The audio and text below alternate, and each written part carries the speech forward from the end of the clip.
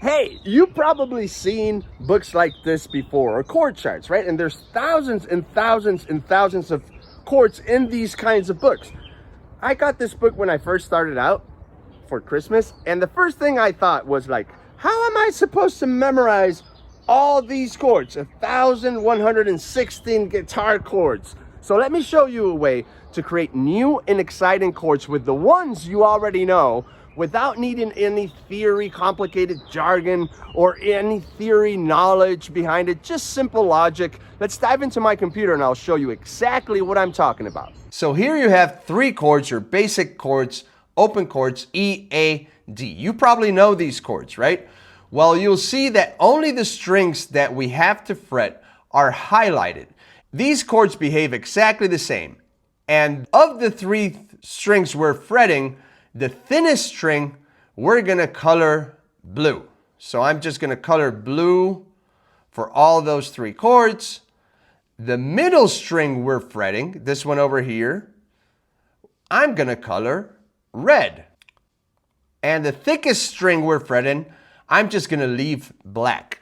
So let's choose this chord to explain chord theory, and then the same thing is going to apply to these two chords because they have the same colors. So of this A shape, let's just take this note, the blue note, and see what it does if we start moving that blue note. So this is your A major, but what happens if I move this blue note one fret lower in pitch? What did that become now? It became an A minor chord, correct? Well, let's move it one more fret.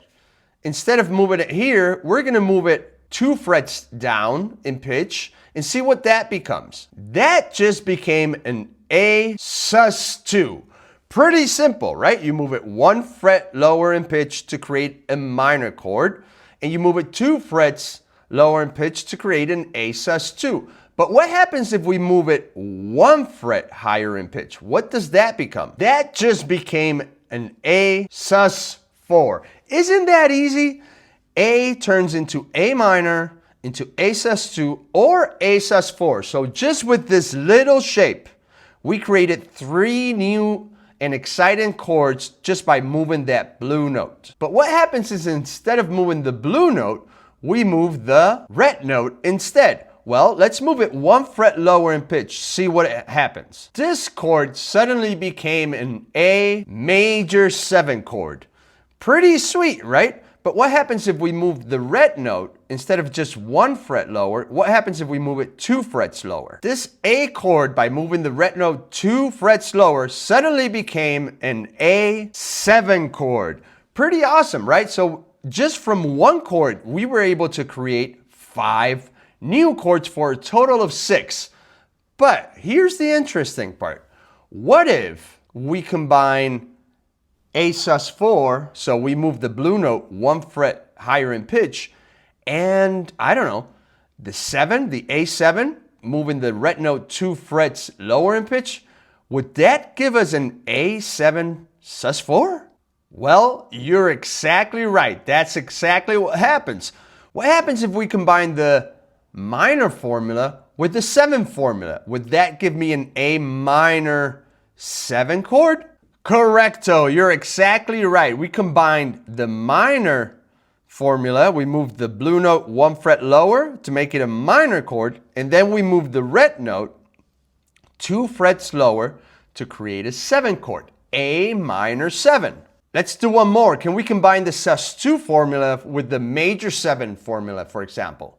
Well, there you have it. We combined the sus2 formula, moving the blue note 2 frets lower in pitch, and the major 7 formula, moving the red note 1 fret lower in pitch to create that beautiful A major 7 sus2. So by combining these formulas together from the A shape, and just by moving the blue note or the red note, you get all these chords: A major, A minor, A sus2, A sus4, A major 7, A7, A minor major 7, A minor 7, A major 7 sus2, A7 sus2, A major 7 sus4, and A7 sus4. For a total of 12 exciting new chords. And of course you can do the same for E, and the D shapes because the blue notes are located on the same place and the red notes are located on the same place for a